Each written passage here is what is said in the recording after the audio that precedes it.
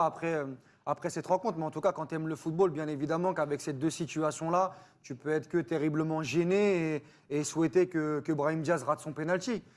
Parce que moi, je suis désolé, mais la séquence qui amène le penalty de Brahim Diaz entre le coup de sifflet, parce on va dire les choses, il y a un coup de sifflet de la part de l'arbitre.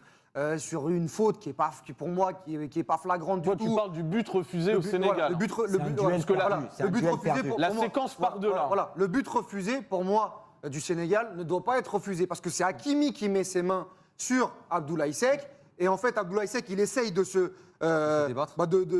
dépatouiller d'Hakimi et il gagne son duel parce que ça reste un duel d'hommes. Et là, à ce moment-là, il siffle l'arbitre, il siffle en sifflant une faute. Et dans l'absolu, c'est ça le vrai problème. Et dans l'absolu, pour moi, il y a une grosse erreur de l'arbitre à ce moment-là. Et le problème, c'est qu'il y a but derrière, mais comme il a sifflé, il ne peut pas revenir à la VAR. Thomas, il est là le problème. C'est ce que je tweete, c'est qu'il siffle faute. Il siffle faute, mais c'est une grave erreur de l'arbitre. À partir du moment où il y a un coup de sifflet, c'est exactement. Et séquence d'après, donc 80 secondes, 90 secondes après, il y a un corner où il y a hors-jeu à la base. C'est fou. Il y a hors-jeu.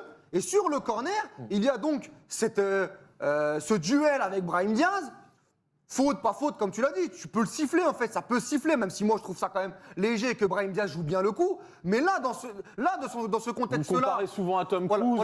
Franchement, la cascade, il n'y avait pas besoin de doublure. Pour moi, il se laisse tomber. Mais ça peut peut-être se siffler, surtout quand tu vas voir la VAR. On sait très bien qu'on a eu des pénaltys VAR bien plus scandaleux que ça. Je peux le concéder.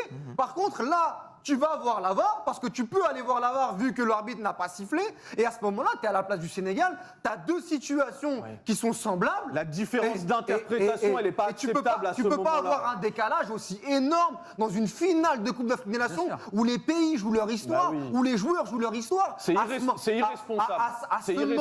À ce moment-là, alors on peut bien évidemment critiquer l'utilisation de la VAR. On peut dire que l'arbitre fait une grave erreur. Pour une fois qu'elle a été utilisée en plus. Exactement. Et moi c'est ça qui me dérange. C'est qu'au-delà d'aller dans les trucs corruption, etc., c'est juste qu'il y a une erreur de l'arbitre et surtout il y a une utilisation de la VAR qui est encore une fois géométrie variable, même si c'est la règle. Mais cette règle-là, en fait, elle tue le Sénégal à ce moment-là.